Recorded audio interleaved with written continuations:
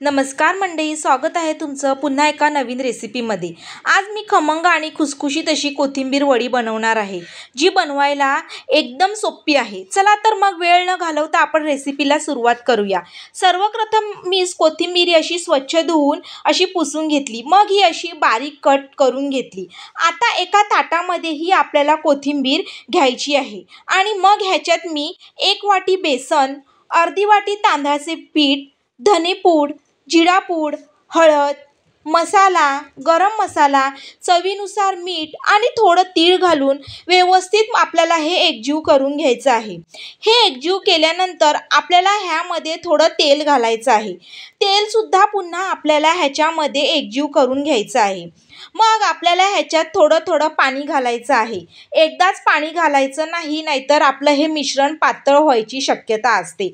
मग आपल्याला ह्याचा एक घट्टसर गोळा तयार करून घ्यायचा आहे। मी लसूण मिरचीचा ठेचा टाकण्यासाठी विसरली होती, तो मी नंतर टाकला आहे। तुम्ही मसाला घालण्याच्या वेळेस ह्याच्यामध्ये टाका आणि व्यवस्थित पुन्हा एकजीव करून घ्या। मग आपल्याला ह्याचा असा गोळा तयार करून घ्यायचा आहे। मी इडलीच्या भांड्यात हे वाफवण्यासाठी ठेवणार आहे। तुम्ही एक पातेलं घेऊन त्यावर जाळी ठेवून त्यावर थोडं तेल लावून ठेवलं तरी चालेल।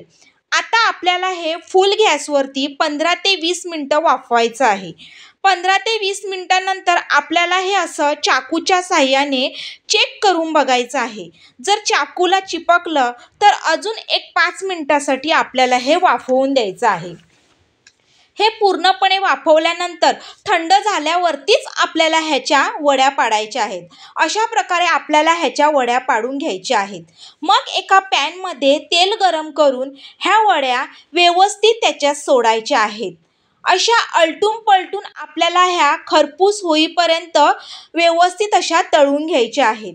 तुम्ही बघू शकता किती खमंग आणि खुशखुशीत आपल्या ह्या कोथिंबीर वड्या तयार झाल्या आहेत। एकदा ही रेसिपी नक्की ट्राय करून बघा आणि रेसिपी आवडली तर लाईक, शेअर आणि कमेंट आणि सर्वात महत्त्वाचं म्हणजेच सबस्क्राईब करायला प्लीज विसरू नका। धन्यवाद।